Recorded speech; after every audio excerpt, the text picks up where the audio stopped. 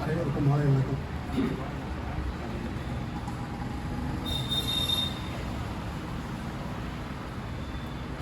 புதிய இந்தியா, ஆம் புதிய இந்தியா. புரிந்து கொள்ளுங்கள், நாங்கள் சொல்வது பழமை இந்தியா. 100க்கு 3 வட்டி, அது ஊர் வட்டி. 100க்கு 12 வட்டி, அது கந்து வட்டி. 100க்கு 15 வட்டி, அது மீட்டர் வட்டி. 100க்கு 28 வட்டி, அது மோடி வட்டி. அதுதான் ஜிஎஸ்டி, புதிய பார்ப்பன பாசிச வட்டி. ஊழலை ஒழிப்போம் என்போம், ஆனால் ஊழல்வாதிகளை கட்சிக்குள் இழுப்போம். பிஎம் கேர் நிதி என்போம், தணிக்கை கூடாது என்போம். வேலைக்கு சேரும் வேண்டியவர்களுக்கு வேலைவாய்ப்பு உதவி ரூபாய் 5000 என்போம். முதலாளிக்கு ரூபாய் 72,000 தருவோம். விவசாய நாடு என்போம், பாதையில் விஷ முள்வேலி அமைப்போம். ஆண்டுக்கு 6 ஏவூர்திகளை காண்போம். மலைக்குழி மண்டலத்திற்கு ஒரு பொறி காண மாட்டோம். வளர்ந்த மாநிலங்கள் தான் இந்தியாவை கட்டமைக்கும் என்போம், ஆனால் வளர்ந்த மாநிலங்களின் கஜானாவை கொள்ளையடிப்போம். தேர்தல் வந்தால் வாரத்துக்கு 4 முறை தமிழ்நாட்டிற்கு வருவோம். புயல் வெள்ளத்தில் எட்டி கூட பார்க்க மாட்டோம். வெள்ள நிவாரண நிதியும் பேரிடர் நிதியும் ஒதுக்க மாட்டோம். நீட் என்றும் நெக்ஸ்ட் என்றும் புதிய புதிய நுழைவுத் தேர்வுகள் மூலம் கல்வியில் வளர்ந்த தமிழ்நாட்டை கபலீகரம் செய்வோம். பல மொழி பன்முக கலாச்சாரம் என்போம், ஆனால் சிந்துவெளி நாகரிகத்தை சிந்து சரஸ்வதி நாகரிகம் என்போம். கீழடி அகழ்வாவை முடக்குவோம். ஒரே நாடு ஒரே மொழி என்று இந்திய சமஸ்கிருதத்தை தெளிப்போம். அதற்கு பெயர் புதிய கல்விக் கொள்கை என்போம். மேக் இன் இந்தியா என்போம், ஆனால் குலத்தொழிலை ஊக்குவிப்போம். உங்கள வாக்கு விஸ்வகர்மா யோஜனா என்போம், எங்கள வாக்கு இடபிள்யூஎஸ் என்போம். அதாவது உங்களுக்கு குலக்கல்வி திட்டம், எங்களுக்கு புதிய 10% ஒதுக்கீட்டு திட்டம். தமிழ் செம்மொழி என்போம், தமிழை வளர்க்க நிதி தர மாட்டோம். 2047 3 டிரில்லியன் ஜிடிபி பொருளாதாரம் என்போம், ஆனால் 2027க்கு எந்த உருப்படிய திட்டமும் கொடுக்க மாட்டோம். திட்ட கமிஷனை சிதைத்து நிதி ஆயோக் என்போம், மாநில அதிகாரங்களை மலக்குழியில் தள்ளுவோம். ஆனால் அரசு அலுவலர்கள் அரசு உறுப்பினராக இருக்கலாம் என்போம் என்று சட்டத்தை திருத்துவோம். நீட்டும் நெக்ஸ்டும் நெப்பும் கூட இப்போது விக்சித் பாரத் என்று கலந்திருப்பது ஆரிய சாதாரண பார்மோட வெடிமருந்தே. நாங்கள் சொல்வது புதிய இந்தியா, ஆனால் காண விரும்புவது ஆரிய இந்தியா. 2000 ஆண்டுகளுக்கு முற்பட்ட ஆரிய சனாதன இந்தியா. பழைய கற்காலத்தை நோக்கி உங்களை இருப்பதுதான் எங்கள் புதிய இந்தியா. நாட்டினுடைய சீர்கேடுகளை எல்லாம் தைரியமா நேரடியாகவே தாக்கினார் அப்படிதான் சொல்லணும். ரொம்ப நன்றி. இதே போல அடுத்ததாக கவிஞர் மாயன் அவர்களை அன்புடன் அழைக்கிறேன்.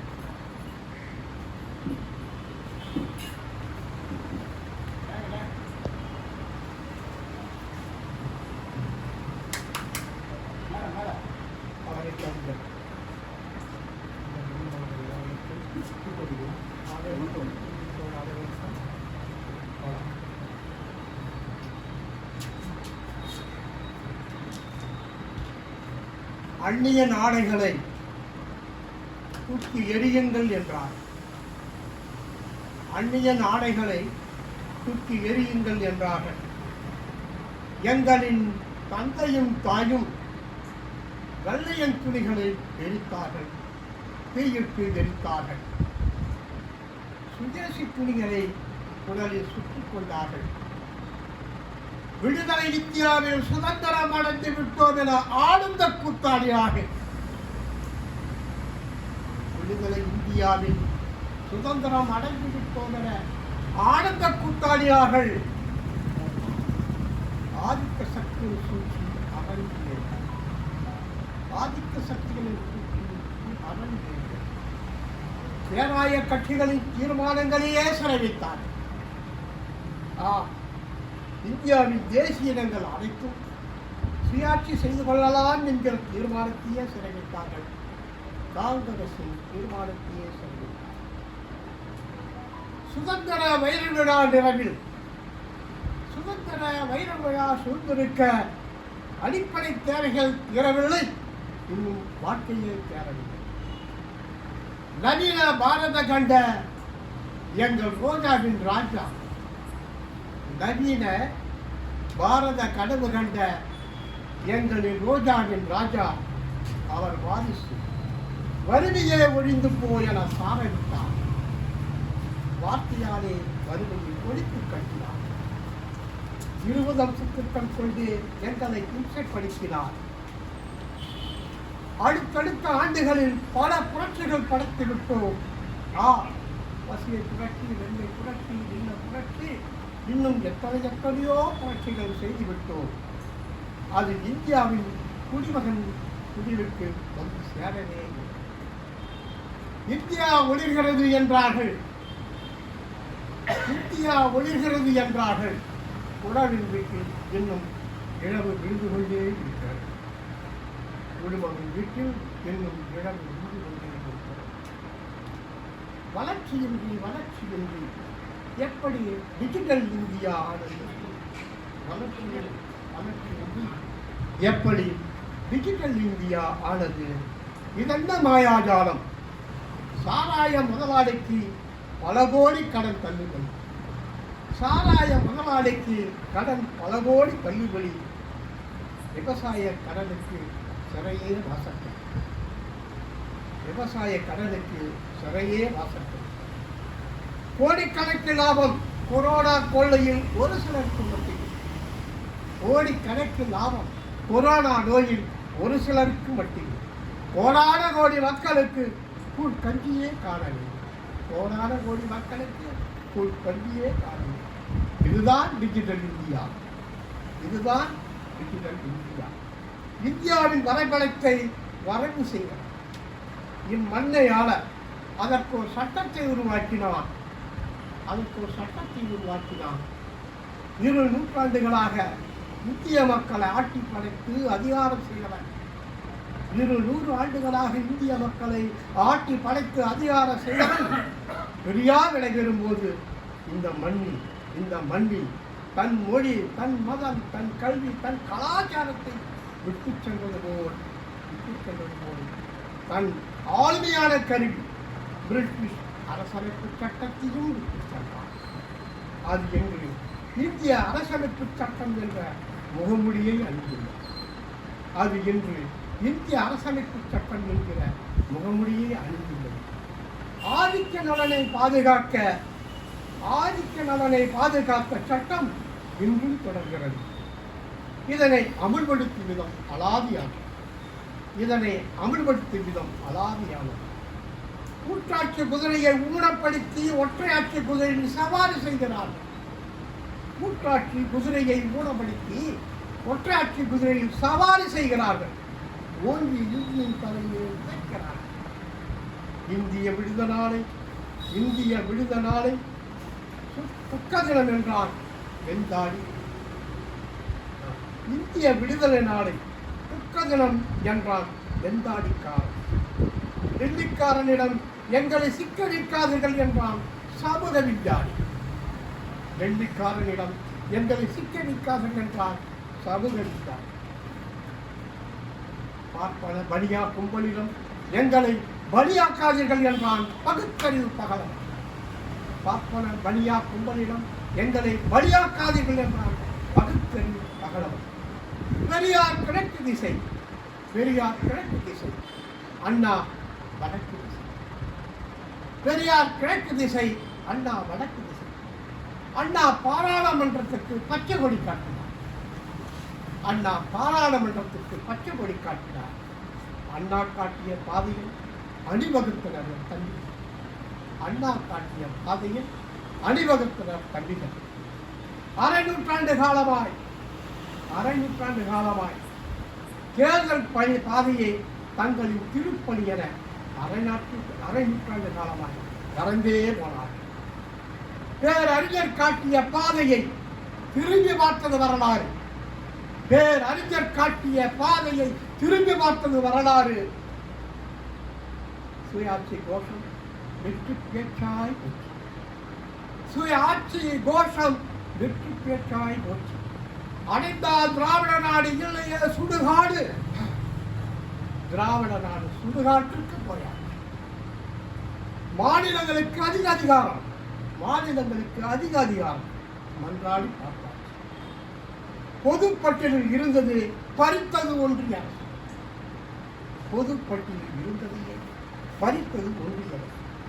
வெள்ள நிவாரணம், பேரிடர் நிவாரணம் என பிச்சை பாத்திரம் கேட்டு டெல்லிக்கு பயணமாடும். பிச்சை பாத்திரம் கேட்டு டெல்லிக்கு பயணம் ஒதுக்கியது ஒன்றிய அரசு. உனக்கு எங்கே அரசியல் அதிகாரம் என கேட்கிறது? உனக்கு எங்கே அரசியல் அதிகாரம் என கேட்கிறது?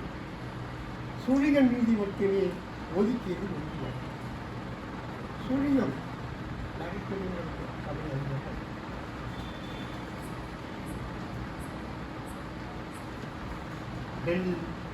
டெல்லிக்கு பள்ளக்கு, டெல்லி பள்ளக்கு, டெல்லி பள்ளக்கு போட்டா போட்டி போட்டுக்கொண்டு தூக்குகிறது. காவேரி, முல்லை பெரியாறு, பாலாறு, கச்சத்தீவு காணல் நீரான சிலப்பதிகாரம் மட்டும் இப்போது கண்ணகிக்கிறது. சிலப்பதிகாரத்தில் மட்டுமே கண்ணகிக்கிறது. வங்கக்கடல் தமிழ் மீனவனை காவு கொள்கிறது. வங்கக்கடல் தமிழ் மீனவனை காவு கொள்கிறது. ஈழத்தமிழனை பொய்த்துக் கொன்றது கொள்கிறது. நிதி முதல் நீட்டு வரை சதி செய்கிறது. நிதி முதல் நீட்டு வரை சதி செய்கிறது. சுனாமியாய் வரியை சுருட்டியது. சுனாமியாய் நமது வரியை சுருட்டியது. இன்னும் பல கட்ட பொம்மன்களை உருவாக்குகிறது. இன்னும் பல கட்ட பொம்மன்களை உருவாக்குகிறது. இடுப்பில் சுற்றிய ஆடையை துயிலுகிறார். நாங்கள் பாஞ்சாலிகளாக இதுதான் என்பது. ஈழத்தமிழர் முற்றத்திலே இப்படி ஒரு வாசகம் பொறிக்கப்பட்டிருந்தது. ஈழத்தமிழன் முற்றத்தில் இப்படி ஒரு வாசகம் பொறிக்கப்பட்டிருந்தது. என் நெஞ்சிலே நிறைந்தது, அது நிலைக்கும். என் நெஞ்சிலே நிறைந்துள்ளது, அது நிலைத்துள்ளது. இருந்ததை விட்டார் அண்ணா, இல்லாததை பெற்றார் ஜின்னா. இருந்ததை விட்டார் அண்ணா, இல்லாததை பெற்றார் ஜின்னா. இதுதான் இன்றைய இந்தியா. இன்றைய இந்தியா தன் கருப்பையில் கருத்தரிப்பு. இன்றைய இந்தியா தன் கர்ப்பப்பையில் கருத்தரிப்பு. அது பிரசவிக்கும் புதிய இந்தியாவை. அது பிரசவிக்கும் புதிய இந்தியாவை. அது தேசிய இனங்களை விடுவிக்கும். அது தேசிய இனங்களை விடுவிக்கும். சிறைப்படுத்தப்பட்ட தேசிய இனங்கள் அப்போது விடுதலைப்படும். நன்றி. கவிஞர் மாயன் அவர்களுடைய கவிதையும் நீண்ட கவிதை அருமையாக இருந்தது. நீண்ட கவிதை சிறப்பான கவிதை. அதே போல அது தமிழ்நாட்டின் நிலைமை, இந்திய நாட்டின் நிலைமை, தலைவர்களுடைய பெயர்களை சொல்லி அவர்கள் கொடுத்த கொட்டேஷன், சீர்கேடுகள், இவைகளை எல்லாம் விடுதலை பெற்றும் ஆதிக்க சக்திகள் நுழைந்தது, பெரியார் எப்படி சொன்னார் என்கின்ற எல்லாவற்றையும் விளக்கமாக எல்லா பழைய நினைவுகளை எல்லாம் கொண்டு வந்து அழகாக கோர்த்து கொடுத்துள்ளார் தோழர் மாயன் அவர்களுக்கு நன்றி. அடுத்ததாக கவிஞர் திருந்திலையனி அவர்களை அன்புடன் பேரு கொடுத்தாங்க. சரி, அடுத்தது கவிஞர் டெல்லி பாபு அவர்களை அன்புடன் அழைக்கிறேன்.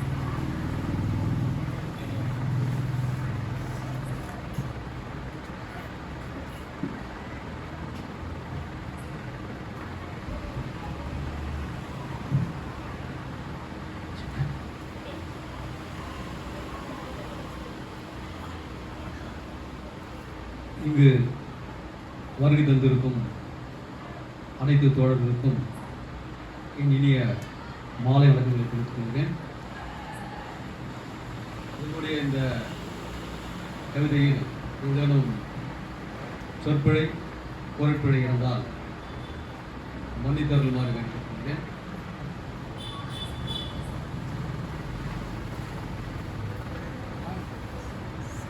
எந்தையும் தாயும் மகிழ்ந்து குலாவி இருந்தது இந்நாடே.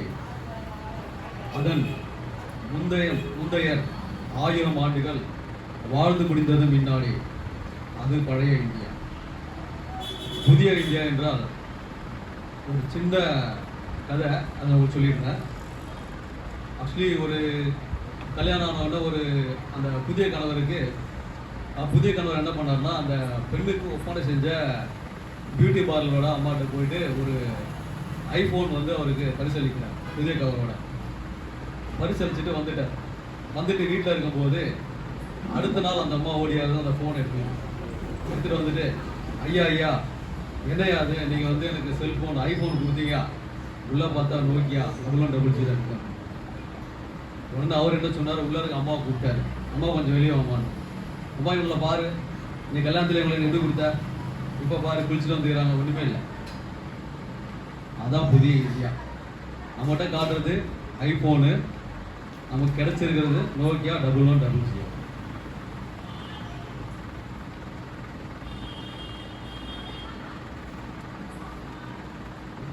புதிய இந்தியா விண்ணில் சேட்டலைட்டை ஏவி சாதிக்கும், மண்ணில் இடஒதுக்கீட்டினை வழங்கிடும் அனைத்து சாதிக்கும். புதிய இந்தியா விண்ணில் சேட்டலைட்டை ஏவி சாதிக்கும், மண்ணில் இடஒதுக்கீட்டினை வழங்கிடும் அனைத்து சாதிக்கும். கல் தோன்றி மண் தோன்றா முன் சாதியை உருவாக்கியது ஆரியம், அதனை இன்றளவும் பேணி காத்திட நம்மிடம் உண்டு ஒரு வாரியம். கல் தோன்றி மண் தோன்றா முன் சாதியை உருவாக்கியது ஆரியம், அதை இன்றளவும் பேணி காத்திட நம்மிடம் உண்டு ஒரு வாரியம்.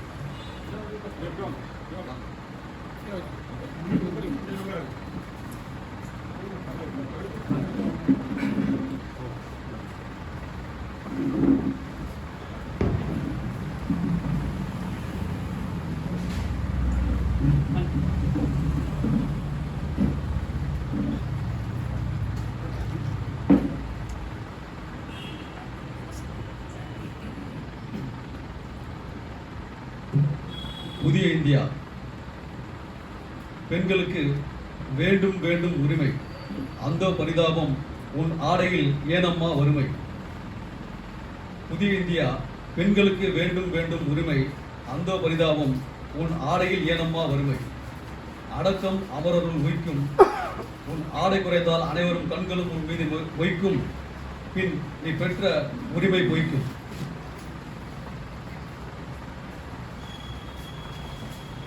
புதிய இந்தியா யூடியூப் சமையல் பார்த்து செய்த துவையல், உண்டதால் நிற்க முடியவில்லை இந்த அவையில், நான் இருக்க வேண்டிய இடம் ஒப்பனை அறையில். தற்போது நான் இருக்க வேண்டிய இடம் ஒப்பனை அறையில். புதிய இந்தியா எனும் தலைப்பை பார்க்கும்போது என்னவோ என்ன தோன்றுகிறது, ஆனால் என்னத்தான் ஒன்றுமில்லை பையில். என்னவோ என்ன தோன்றுகிறது, ஆனால் என்னத்தான் ஒன்றுமில்லை பையில்.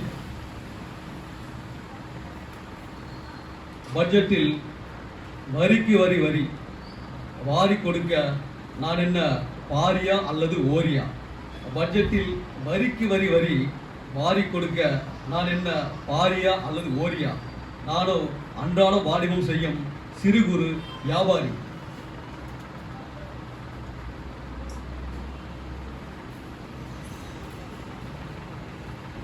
உப்புக்கு வரி போட்டான் சத்தியாகிரகம், வட்டிக்கே வட்டி போட்டான் செத்தியா தினம். உப்புக்கு வரி போட்டான் சத்தியாகிரகம், வட்டிக்கே வட்டி போட்டான் செத்தியா தினம்.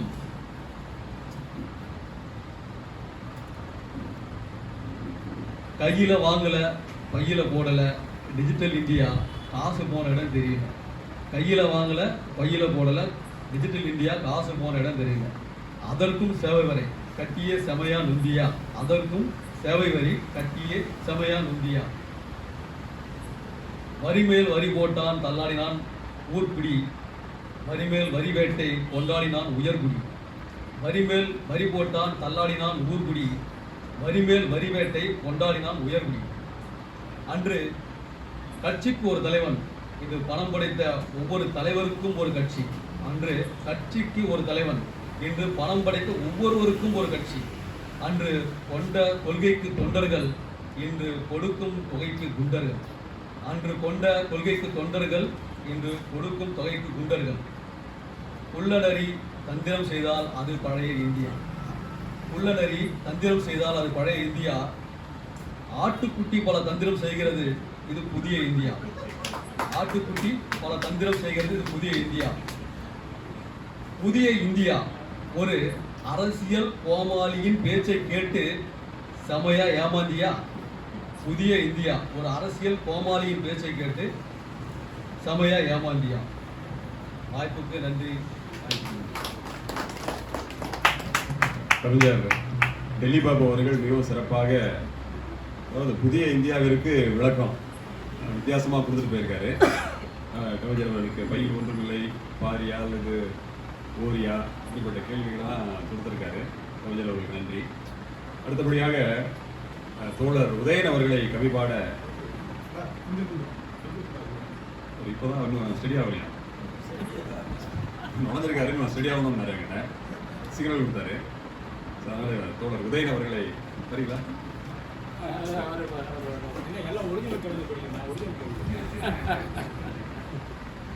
ஓய்வு பெற்ற தலைமை ஆசிரியர், சிறப்பான ஒரு சிந்திக்கக்கூடிய மனிதர், கவிஞர் செந்தில்குமார் அவர்களை அன்புடன் அளிக்கிறேன் கவிபாட.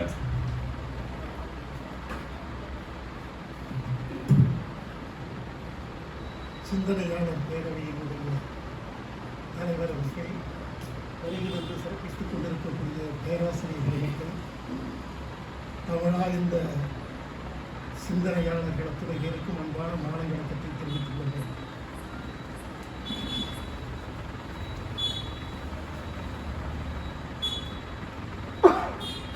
புதிய பாரதம் என்பது புதிது அல்ல. இது 3/4 நூற்றாண்டு கால பழைய முழக்கம். அன்றைய நவபாரதம் என்ற இந்த பழைய முழக்கம் இன்னும் முடிவுக்கு வரவில்லை. விரும்பும் புதிய பாரதமும் வளர்ந்து விடவில்லை. அவ்வப்போது நவபாரதம் தோன்றுவது போல் தோன்றி பாசாங்கு செய்கிறது. அதுவே இன்று நவ பாஷாண கலவையாய் மாறி மிரட்டி கொண்டு விட்டார். இந்தியா என்றொரு நாடு இப்பொழுது இல்லை, அது எப்போதும் இருந்ததில்லை என்பதுதானே உண்மை நிலை. ராமனை காட்டியும் அனுமனை சொல்லியுமே புதிய பாரதத்தை கட்டிவிட முடியும் என்று மனப்பால் குடிக்கிறது ஒரு நயவஞ்சக கூட்டம். பசுவும் பசுவின் சாணமும் அதன் மூத்திரமுமே மகத்தான நவீன மருத்துவம் என்று கட்டியம் கூறுகிற அந்த மூடர்களின் கூடாரத்தை அப்புறப்படுத்த போவது எந்த கூட்டம்? பழமைவாதம், பித்தலாட்டம், சுயநலம் என்று பேயாட்டம் போடும் ஒரு வடக்கத்திய மாநிலத்துக்கு கோடான கோடி கொட்டி கொடுக்கிறது ஒரு மைனாரிட்டி மத்திய அரசு. முற்போக்கு பாதை, புதிய சிந்தனை, கல்வியில் சாதனை, சமத்துவ மேடை என்று நாளொரு மேனியும் வெற்றி நடை போட்டு வரும் தமிழகத்தை கண்டால் மட்டும் அவர்களுக்கு எட்டிக்காயாய் கசக்கிறது. கும்பி கருகும் பயிருக்கு கொஞ்சம் தண்ணீர் வேண்டும் என்று நாம் கரடியாய் கத்தினாலும் விழலுக்கு நீர் பாய்ச்சி விரயமாக்குகிறது மதவெறி அரசு. மதவெறி மண்டைக்குள் ஏறி நர்த்தனம் ஆடுவதால் நடக்கும் நெறித்தனங்களுக்கு பஞ்சமே இல்லை. ஆளுவோர்தான் மத போதையில் ஆடுகிறார்கள் என்றால் கற்றவர் என்பவரும் அதே பாதையில் போகும்போது புதுமை எப்படி பூக்கும்? நீதி நூல்களும் நீதிமன்றங்களும் காவியை மட்டுமே தாவி உடுத்தும் போது புதிய இந்தியா எப்படி புலர முடியும்? வடக்கிலே கூட சில நல்லவர்கள் இருக்கிறார்கள். அவர்களாலே கூட புதிய இந்தியா பூக்க முடியும் என்று முழுமையாகவும் மகிழ்ச்சி கொள்ள முடியவில்லை. அவர்களும் கூட சனாதன பெரு வலையில் விட்டில்களாகவே விழுந்து கொண்டிருக்கிறார்கள். உலகின் போக்கில் மனிதனின் பேராசையோ எல்லையில்லாமல் போய்கொண்டே இருக்கிறது. சீனா, கொரியா, நேபாளம், இந்தியா என்று உலகமெங்கும் மேக வெடிப்பு ஏற்பட்டு பெரும் மழையாக அடித்து பெய்து பேரழிவை தந்து கொண்டிருக்கிறது.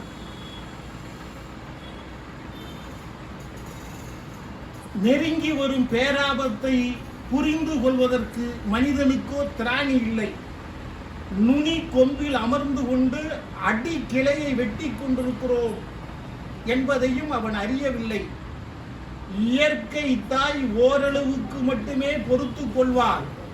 அவள் அவ்வப்போது தன் நெற்றிக்கண்ணை திறந்து காட்டியும் புத்தி வரவில்லை நமக்கு. விரைவில் கலிகாலம் முத்தி முடிவுக்கு வந்துவிடும். அப்போது நம் கோணல் புத்திக்கும் ஒரு முடிவு வந்துவிடும். புதிய இந்தியா என்பது மட்டுமில்லை, இந்த பூமி பந்தே மண்ணோடு மண்ணாகி புதிய உலகம் பூக்கத் தொடங்கிவிடும். நடைபெறப் போகும் பூமி பிரளயத்தில் நாம் மடிய போவோமா, இல்லை ஒரு விடிவை காண்போமா? கனவு காணும் புதிய இந்தியாவுக்காக புத்தியை தீட்டுவோமா, இல்லை கத்தியை தூக்குவோமா? காலம்தான் பதில் சொல்ல வேண்டும். நன்றி, வணக்கம். அருமையான கவிதை. மதபோதை கூடாது, காவியை உடைத்து பேசினார் கவிஞர் அவர்கள்.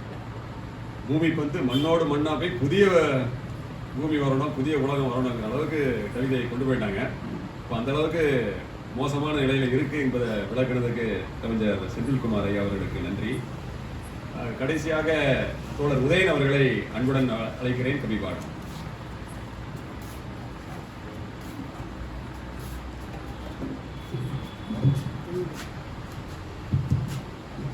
தலைவர் உள்ளிட்ட அனைவருக்கும் வணக்கம். ஒரு 2 வேண்டுகோள். ஏதாவது நம்மளுடைய கவியரங்கத்தை சரியாக 6 நிமிஷத்துல தொடங்கி வருபவர்கள்லாம் 6 நிமிஷத்துல வந்துடும்.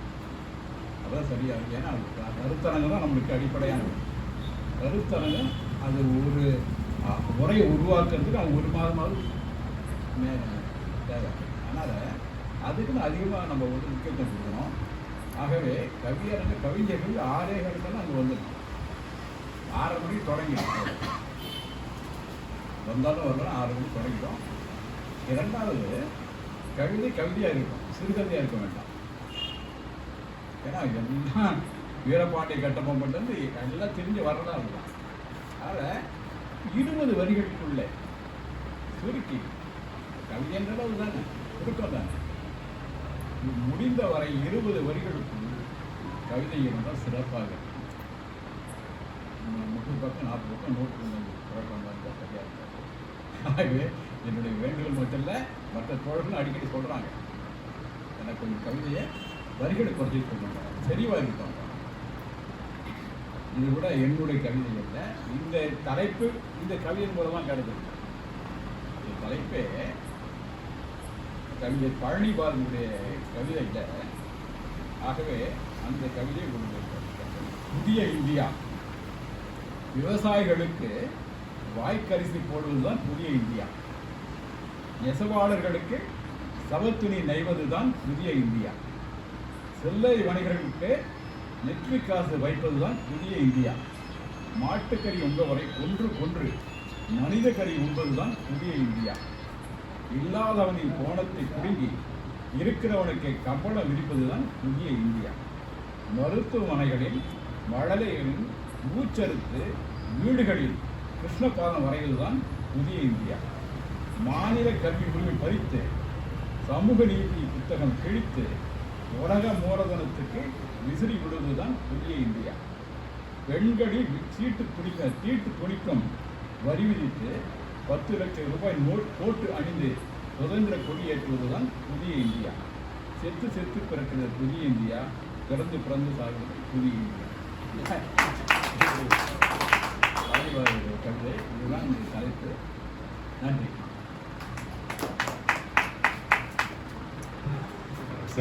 மிகவும் சிறப்பாக அமைந்திருந்தது. கவிஞர் பழனி பாரதி அவர்களுடைய கவிதையை தோழர் உதயன் அவர்கள் வாசித்துவிட்டு சென்றது.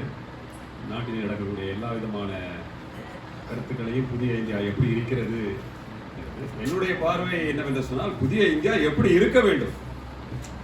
புதிய இந்தியா இவைகளெல்லாம் புதிய இந்தியா இப்படி இருக்க மோசமான இது புதிய இந்தியா கிடையாது. புதிய இந்தியா தலைப்பிலே புதிய இந்தியா என்றால் எப்படி கொண்டு வரப்பட வேண்டும், அமைய வேண்டும் என்பதுதான் என்னுடைய சிந்தனை. அப்போ அப்படி இருக்கும்போது புதிய இந்தியாவை படைக்க முடியும். அப்படிப்பட்ட சிந்தனை வளர வேண்டும் என்கின்ற ஒரு கருத்தை இந்த இடத்துல எடுத்து சொல்லி அடுத்த நிகழ்ச்சி கவியரங்கம் இதோடு நிறைவு பெற்றது. அடுத்த நிகழ்ச்சி நமக்கு முக்கியமான நிகழ்ச்சி கருத்தரங்கம். கருத்தரங்கத்தின் தலைப்பை நான் ஏற்கனவே சொல்லிவிட்டேன். தமிழகத்தில் தமிழ் கல்வியும் வைதிகமும் என்ற தலைப்பிலே மிகவும் சிறப்பான ஒரு அற்புதமான உரையை முனைவர் இளங்கோ அவர்கள் ஆற்ற இருக்கின்றார்கள். அந்த கருத்தரங்கிற்கு தலைமையேற்று தலைமை கருத்துக்களை வழங்க முனைவர் பே. அண்ணாதுரை அவர்கள் இணை பேராசிரியர் அவர்கள் வருகை புரிந்தார்கள். இருவரையும் கரவொலி எழுப்பி மகிழ்ச்சியாக வரவேற்கும்படி அன்புடன் கேட்டுக்கொள்கிறேன். முதலாவதாக இந்த இடத்திலே முனைவர் பே. அண்ணாதுரை அவர்களை கருத்தரங்கத்திற்கு தலைமையேற்று பேசும்படி அன்புடன் அழைக்கிறேன்.